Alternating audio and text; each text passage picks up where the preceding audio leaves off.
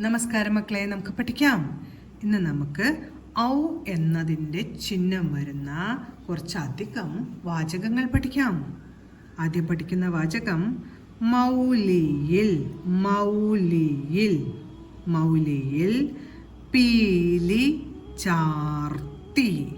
മൗലിയിൽ പീലി ചാർത്തി. മൗലിയിൽ പീലി ചാർത്തി.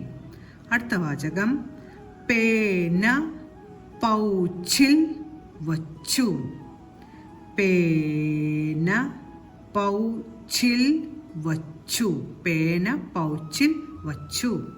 അടുത്ത വാചകം കൗതുകത്തോടെ. കൗതുകത്തോടെ നോക്കി. കൗതുകത്തോടെ നോക്കി. അടുത്ത വാചകം ഇന്ന് പൗർണമിയാണ്. ഇന്ന് പൗർണമിയാണ്. അടുത്ത വാചകം സൗപർണിക. സൗപർണിക എവിടെയാണ്. സൗപർണിക എവിടെയാണ്. സൗപർണിക എവിടെയാണ്. അടുത്ത വാചകം പൗരുഷമുള്ള. പൗരുഷമുള്ള ആളാണ്. പൗരുഷമുള്ള ആളാണ്. പൗരുഷമുള്ള ആളാണ്.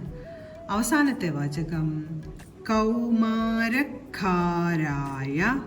കൗമാരക്കാരായ കുട്ടികളാണ്. കൗമാരക്കാരായ കുട്ടികളാണ്. കൗമാരക്കാരായ കുട്ടികളാണ്.